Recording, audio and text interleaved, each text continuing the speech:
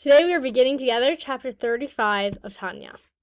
So the altar is addressing the person who's feeling discouraged. They're feeling like the tzaddikim, they have the real deal.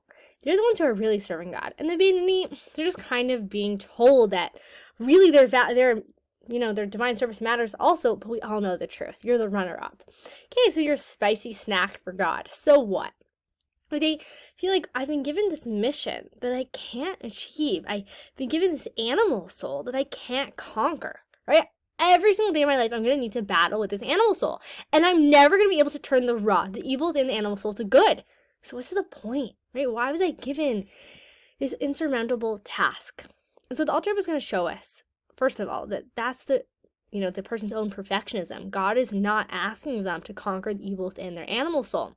It's my own doing that I want to conquer this evil, that I want all the negativity out. God is saying, you can connect to me right now in the present moment because your soul is always present. You can connect to me in the here and now. And we're in this perfectionistic mindset of, but I don't want to have any negativity ever. And Alter Rebbe is saying, God doesn't care about your negativity. He put it there and he made it that you cannot fully conquer it because that's not the mission. And so next chapter 36, when we're really owning the mission of creation, first we have to really own our own mission. What is it that the Beinoni is doing here? Why are we given this evil within our animal soul that can never be fully conquered? What is this? In addition, the Alter Rebbe wants us to understand that our behavioral perfection has value, even when we never fully conquer animal soul. So even though there's still there's still evil, there's still negativity within your animal soul, the fact that you're choosing God right now with your thoughts, your speech, and your action, that is what God cares about. God is not looking for perfectionism. We are. There's a vort I heard once, this idea that on Pesach, we invite God into our home. And Pesach is very stringent holiday, right? There's all these details, because that's human nature. We're very, very perfectionistic. Versus on Sukkot, we're invited into God's home. Now, the Sukkah, it's very halachically lenient. Right? There's not as many details nearly as when it comes to Pesach, because when it comes to God's home, God's very open, very inviting. And so it's this human nature that makes us so perfectionistic. This is not what God is asking from us, is that we want to have to conquer every last bit of evil in our soul. And so if I feel like that's the mission, that's the self-assigned mission, is to conquer all the evil in my soul, no wonder I'm depressed. No wonder I feel like that tzaddik's the real deal. And I'm having this Beinoni inferiority complex because I lost sight of what is my actual unique mission in this world. And so this chapter, we're going to be saying, what is the unique advantage of the Beinoni over the tzaddik? What is the value of the Beinoni continuing to have this evil within their soul all the days of their life? So first of all, we're going to clarify the verse, you can do it. And this is part of the mission statement of the Tanya. Kikar v'alecha Adar ma'od v'fivcha u'levavcha laso so.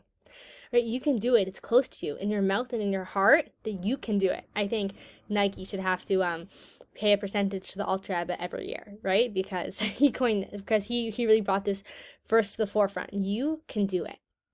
And so, first of all, we're going to clarify the true goal of the Beinoni. What is the mission of the Beinoni? Because it can't be to conquer this evil within our soul. We're told that we're never able to fully get rid of this negativity. So what is that mission?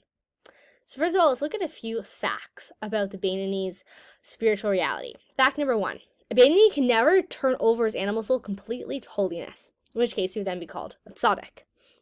The evil in the left side of his heart will wrestle with him his entire life and retain its initial strength or get stronger, right? We're not weakening the evil within the animal soul. The Beinoni can capture the small city, right, meaning the body and the thought, speech, and actions. But the evil remains as strong as the day he was born. Okay, it's a behavioral conquering. He's conquering in that moment, but he's not creating a lasting change on it. It's just about that moment. So in this case, we're left with a question. Why do the souls of the Beinoni have to come down into this world for a war which can't be won, for futile struggle? God forbid. To battle in vain with the impulse to evil all their days, unable to prevail over it. So if someone's looking at this mindset of, I'm supposed to conquer this thing. I'm supposed to rid myself of every last negativity. I'm never supposed to even have that initial thought or that desire or that want. Right? If they want all that negativity out, then they feel like they're being brought down to this world to fight a futile battle. And the Alter Rebbe wants us to realize, no, that is not the battle that you're being asked to do. Your job is to choose God in this moment. But we could appreciate how this would be a very defeating attitude and one that the Alter Rebbe needs to knock out. A person cannot really go forward with this mission of the Beinoni as long as they have this inferiority complex, as long as they feel like they've been set up to fail, that they've been asked to do this unconquerable task, that all days of my life I'm going to wrestle with my animal soul and I'm never going to win. So what's the point?